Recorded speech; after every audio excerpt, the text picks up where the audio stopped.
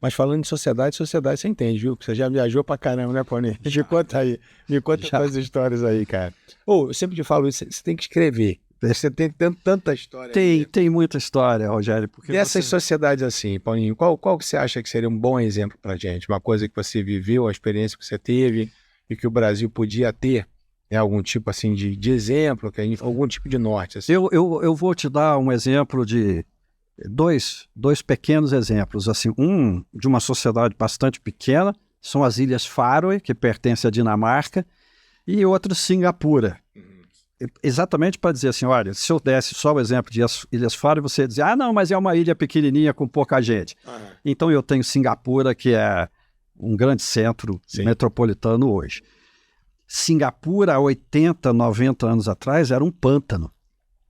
E hoje é uma sociedade das mais prósperas do planeta.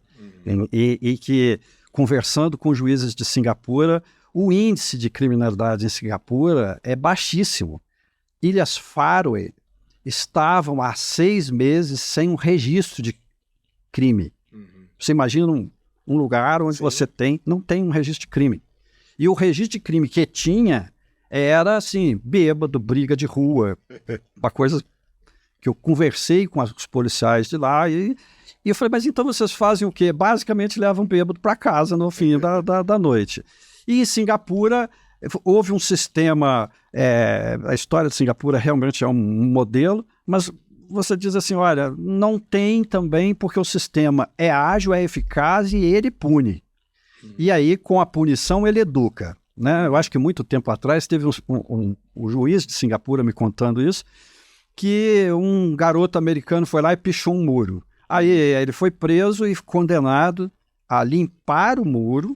Ele tinha que pintar o muro para sentir na pele o que era limpar a sujeira que ele fez. É um modelo assim. Pagar a hora extra, ou a hora que o Estado gastava com um policial que ia vigiar ele, limpar, e depois ele ainda foi condenado a chibatada. E aí houve um grande problema. Eu tô gostando. E aí houve uma multa. Lá se cuspir no chão é $100 de multa. Jogar um chiclete, $100 de multa. E o juiz, então, aí houve uma grande comoção internacional de defesa, direitos humanos, pena cruel, aquelas coisas. E pediram para devolver o menino, e o juiz disse assim, não, ele vai embora de Singapura, depois que tomar as chibatadas.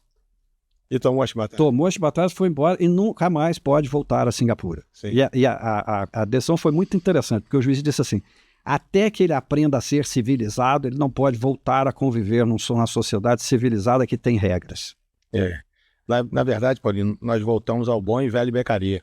Ele já dizia isso em 1764. Teoria dos delitos das penas. Ele dizia o seguinte, que o direito penal só vai ser respeitado não é pelo recrudescimento de pena, criação de novos tipos, mas o dia que você tiver a certeza que se você praticar uma infração penal, você vai ser punido por ela. Então, o grande problema que a gente vê, né, realmente é a sensação de impunidade. Então, se você olhar, né, as cifras que a gente tem ocultas, são assustadoras.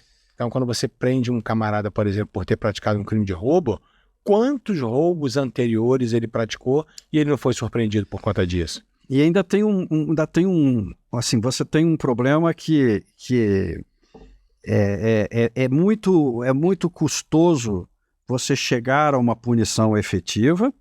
E acho que aí a gente ainda não tem um sistema eficaz de punição. Vou te dar um exemplo. Um colega, uma vez, não era brasileiro também, mas de um país da América do Sul, na Alemanha, eu estava fazendo um curso em Berlim, e ele perguntou para mim assim, a gente tem que pagar o tram, o ônibus? Eu falei, você tem um aplicativo que você paga. Aí vem a cérebro e pergunta, que é do direito, a sanção. Se eu não pagar, acontece o que comigo? E o alemão que estava presente, ele ficou tão surpreendido que a reação dele foi, mas por que alguém faria isso? Assim, dá vergonha. A lógica da cabeça. Mas eu estou usando o serviço, por que eu não vou pagar por ele? Dá vergonha, Paulinho. Entendeu? E assim... E realmente aí tem a vigilância, mas essa reação ela diz muito Sim. sobre o que vai acontecer comigo se eu fizer. Cara, por isso que eu sempre tenho falado nos eventos que eu participo, que a nossa guerra é cultural, cara. Eu acho. A gente tem uma cultura muito ruim, sabe? Do querer se dar bem, sabe? Tem sempre Da vantagem. Da vantagem, sabe? Isso é muito ruim pra gente. Então, quando a gente pega uma cultura dessa, a gente fica envergonhado. Olha, Rogério, tinha um livro do Buarque de Holanda que dizia assim, brasileiro, homem cordial, ser cordial. Eu não acredito numa cordialidade do brasileiro e acredito até assim, não há muita coisa cordial numa sociedade tão violenta. Né? E você pega, por exemplo, o nosso sistema, ele começa errado porque você tem um sistema educativo que não ensina as pessoas a pensarem. Então você entra numa faculdade de Direito, eu dei aula há 19 anos numa faculdade, se você não der ao aluno um livro e disser da página tal a página tal, ele fica perdido porque ele não sabe procurar conhecimento. Ele não sabe processar conhecimento. O nosso sistema pedagógico inteiro, ele ensina a ter memória, registro mnemônico. Se eu não decorar, eu não sei. É completamente errado. Sim. Aí você entra numa outra etapa. Uma das estatísticas que nós tínhamos feito no Conselho Nacional de Justiça era a quantidade de crimes, exemplo, a quantidade de homicídios. Aí você pega quantos destes homicídios foram investigados. Teve um inquérito policial que descobriu a autoria e foi levado a julgamento. Porque ainda são duas coisas diferentes, né? Sim. E você vai ver que eu não me lembro de cabeça os números, mas são ridículos. Sim. Assim, é uma porcentagem 7, 8% que chegava... A maioria de autoria ignorada, autoria desconhecida. E se a gente tem um índice tão elevado de mais de 90% de autoria desconhecida no que diz respeito a um homicídio, que é um crime gravíssimo, supostamente tem que ser o pior, né? Que dirá nas outras infrações penais, que não tem essa gravidade. Exatamente. Então eu acho assim, você tem, viajando pelo mundo, você entra em contextos, nos Emirados Árabes, talvez seja um número baixíssimo de crimes. Sim. Diferente de Singapura, porque a punição nos Emirados eles não deram a nacionalidade emirate para a mão de obra que trabalha no país e que hoje são mais de 70% da população. E eles sempre têm que renovar a sua permissão de trabalho e residência. Se ele tiver um delito, ele é deportado e cancelado a sua permissão de trabalho. Aquilo gera realmente naquela massa de mão de obra que vai trabalhar lá, o risco, meu filho, olha, se você fizer isso, você vai embora porque você não pode ficar aqui. Então, é uma outra motivação de você realmente perder o emprego e ir embora para o seu país, a maioria é indiano, Bangladesh e tal. Mas e com os nativos? O que impede esses caras de... Não, um sistema muito severo, porque é uma monarquia. Sim. Né? E ali o chefe de Estado e o chefe de governo, eles têm um poder praticamente absoluto. E uma severidade muito grande, tanto o Emirato também sofre a punição se ele cometer crime, ele sabe disso. Né? Mas você pega, por exemplo, sociedades ainda hoje na África, que basicamente não tem nada. Né? Não tem nada. Eu me lembro do terremoto da Haiti em 2010, que nós fomos ajudar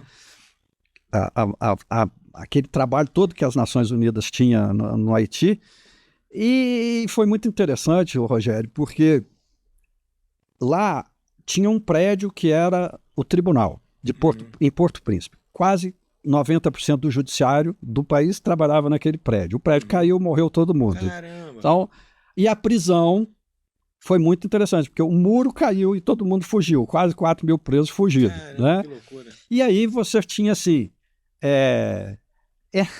Era muito interessante você ver as discussões dentro das Nações Unidas, de você falar assim, um juiz francês sugerindo nós não podemos prender ninguém porque não temos autoridade judiciária para apresentar o cidadão. Então criaram uma coisa que chamava detenção provisória prolongada.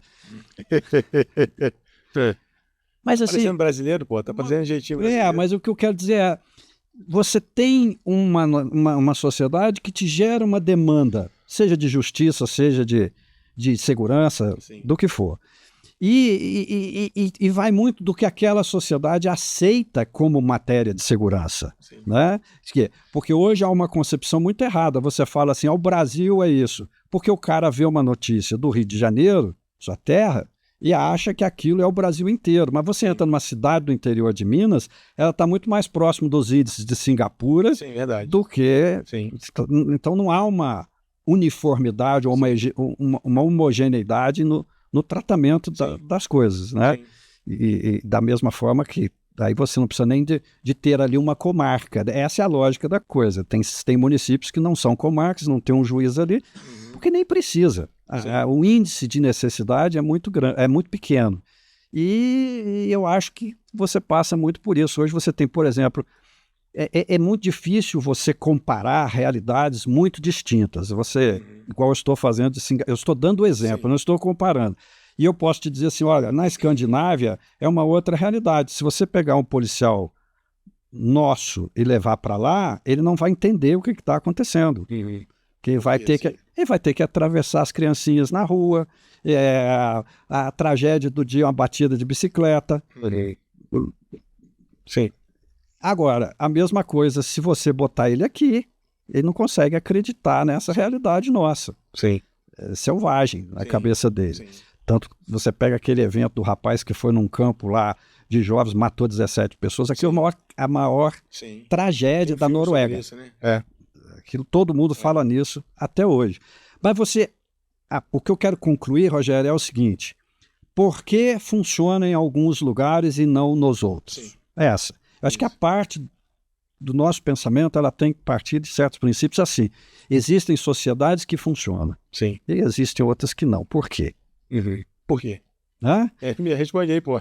Porque eu acho que você parte desde o início. Sim. Quando você tem um cidadão que diz para você assim, ele não pergunta por que eu não vou pagar o ônibus, ele pergunta por que alguém faria isso, não então, pagar o ônibus. Realmente é cultural. Ela tem que passar pelo indivíduo, Rogério.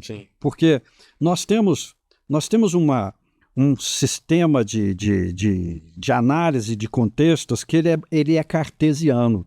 Você ainda separa partes para tentar entender o todo. E hoje o raciocínio tem que ser holístico. Ele tem que ser assim, olha, esta parte, o seu estômago está doendo, não é por quê? Porque eu posso estar com um problema mental, psicológico, que está afetando meu estômago. E o problema, então, não está no estômago. Então, esse conhecimento do todo e a interdependência de tudo é necessário se trazer para todas as áreas. Então, você pega hoje nosso querido sistema de segurança pública, artigo 144 da Constituição. Primeiro, levou para a Constituição um tema que não é constitucional. Depois, ele fragmentou a segurança pública. Ele disse que é um direito de todos e dever de todos, mas ele fragmentou a segurança pública. E dentro dessa fragmentação, o que nós temos? Grupos que não se conversam. O que traz você, o secretário de segurança, sabe como é que é difícil. O compartilhamento de informação e de inteligência, sem isso você não faz nada hoje. Verdade.